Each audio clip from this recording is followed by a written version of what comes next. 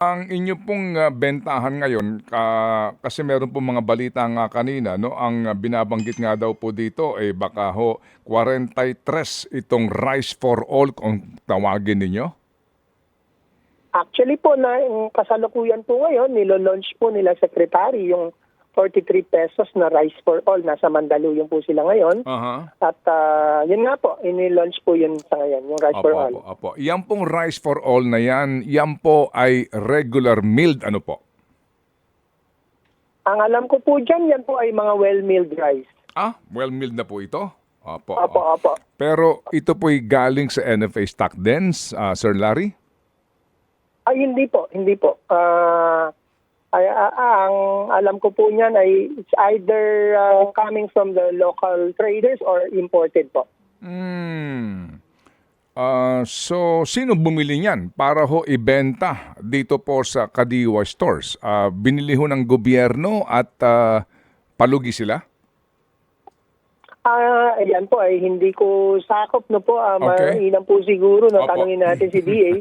Hindi Sige. po ako privy doon sa topic na yun. Mahirap na po. Opo. Sige. Opo. So kung ito po ay binili sa local traders o importers, ano po, iba itong klase kumpara sa NFA rice. Sa NFA po sa inyo, meron pa rin po kayong supply sa Kadiwa.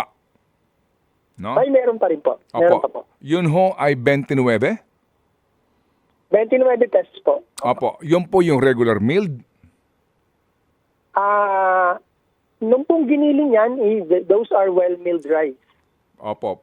Pero yung nga po, sa itsura po kasi ngayon na amin napapanood, mukha po ito yung hindi gaano maputi at biyak-biyak. So, maari pong i-classify as regular milled? Yung pong kulay niya at ang kanyang pagka-biyak-biyak, it's not about the well-milled or regular milled. Opo. It's because medyo nga po 3 months Okay. and above na po siya. Opo. Sige po. So kung 29 po ito, magkano po ang subsidiya po ng gobyerno dito per kilo? Kasi po, di ho ba, palugi po ito na presyo? Nung nabili po yung mga palay niyan, nasa 19 po yan, so times 2 po natin, 38.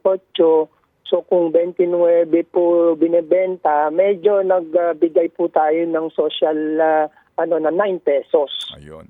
Per kilo po. Opo. Mga last year po na nabili na palay at 19 po yan. Opo. Sige po. So 9 pesos at the average po ang subsidiya ng gobyerno para po dito sa Kadiwa rice na binebenta po ninyo. Ganun po ang lumalabas sa numbers namin na po. Opo, at yung pong subsidy na yan nanggaling po sa NFA na pondo.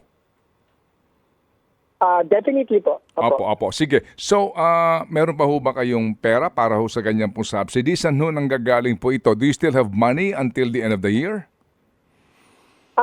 Sapat po yung ating, ganito po yan, no? Si NFA ho, as a GOCC, binibigyan lang po siya ng national government sa gaan ng ngayon po 9 billion for procurement ng palay. So gigilingin po namin yan after po natin magiling at maging bigas, lahat po ng gastusin namin nanggagaling na po diyan sa pera na pagbentahan ng bigas.